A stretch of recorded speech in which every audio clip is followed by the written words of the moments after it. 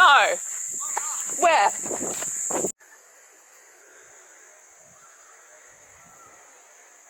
Yeah, you can see the head.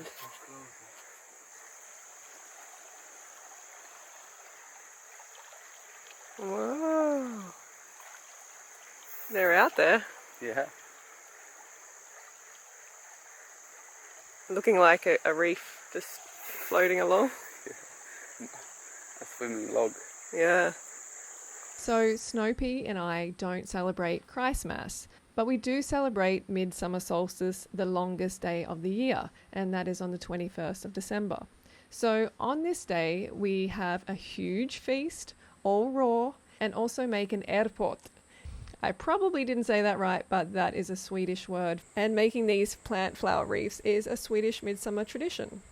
So after our fruity breakfast, the feast began, and I made these lush stuffed tomatoes and this pizza-style dipping sauce, which was it was delicious. And in the tomatoes, there was like pineapple, crushed walnuts, sauerkraut, peppers, and the blend went really well. So midsummer solstice basically ushers in the wet season for us here, so it's time to plant fruit trees. We've been waiting all dry season, the monsoon is here, so it is time to plant our babies. And the first fruit tree to plant for the new year is safu, or the African pear. So I actually love to dig holes. I'm a little bit of a hole digger, not a gold digger, a hole digger from way back.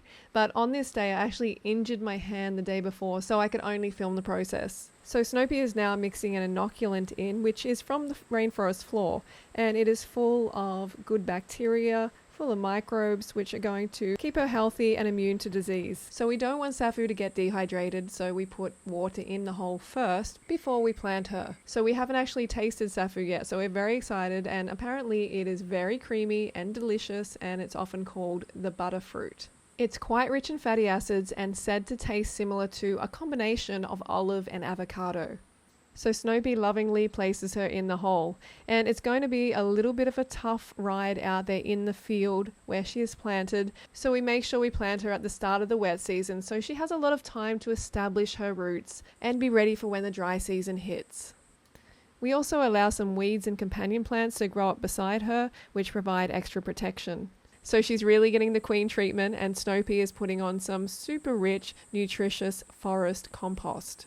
Something I always imagine as I'm planting our babies is that I'm tucking them in, like they're in bed and I'm bringing the sheet up close to their chin, I'm giving them a warm hug, and I'm tucking them in like, say, your mum would do. So it's just a loving feeling that I have as I'm planting them and as I'm touching the soil. So snowpea is now putting extra coverage, putting a doona of leaves around the base of safu, just so she doesn't dry out, so the soil around her and that lovely compost and the microbes and the life in the soil don't dry up and die. These leaves will also provide excellent nutrition for her as she is growing.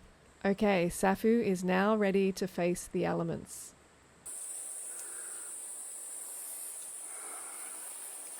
So this is kind of like a 2-minute noodle. I'd call it a 2-minute noodle dish because it looks like 2-minute noodles.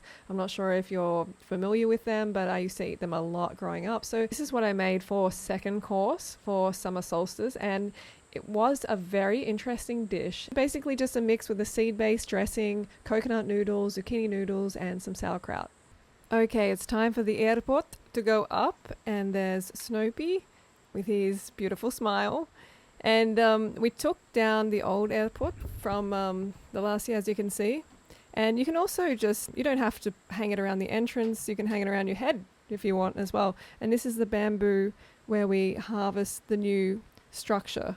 We've actually planted a lot of bamboo, and it's going to be amazing for structures, and I really love being amongst the bamboo. It's just this very unique feeling if you've ever been in like a bamboo forest. So as you can see, snowpea is experienced at this because he is Swedish, and this tradition does come from Sweden. And I collected a bag of flowers from the garden to add my little contribution. And as you can see, he's done some weaving and he's making it look all beautiful there. And soon we are going to place it in the air for a fresh new start to the year. And maybe the most exciting moment of the whole day was that a durian dropped right beside us from one of our big trees. And it was just like a present on the day. It was just meant to happen. And it just spun us both out because we've been waiting a long time for this durian to actually drop. And it dropped on the longest day of the year. So it was definitely a celebration. So just a word on durian. It's my favorite food, my favorite fruit in the world. So anything you see in this video that I'm preparing, I would much, much, much prefer a meal of durian. A day of durian. That would be just a dream come true. And, you know, that's what we're working towards. We have planted many, many durian trees. So we are going to be, you know, harvesting and tasting the fruit of our labor eventually. But for now, we buy it frozen sometimes. And as you can see, one dropped, but this tree isn't really giving many at the moment, and cockatoos are eating it. Yeah, so the cockatoos are mainly eating the durian that we have here, and it makes the durian drop early, so then it doesn't ripen up well. So we are trying to work around that. And of course, we want to share with the cockatoo, but of course, we also have to eat ourselves. Okay, so the airport is up. And it looks beautiful, pretty special, right? And we had to kind of like adjust it quite a bit before we got it right. But in the end, it's solid. It is stunning. And we do this every year. And we always make sure that we take a photo.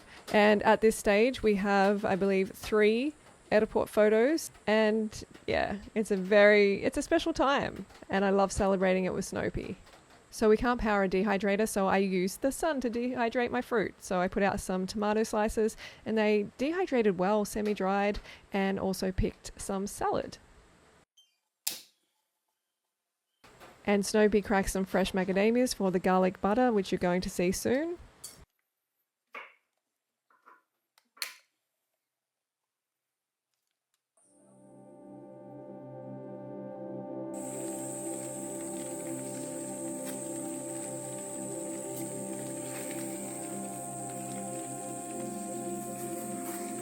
Oh.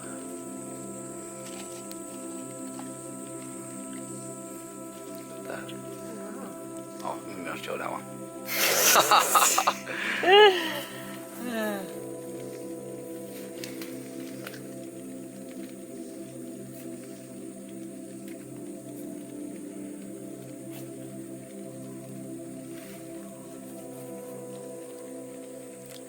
Okay, here they are. Rolled up, scrumptious, so colourful, so healthy. And I'm going to have a couple of these for dinner.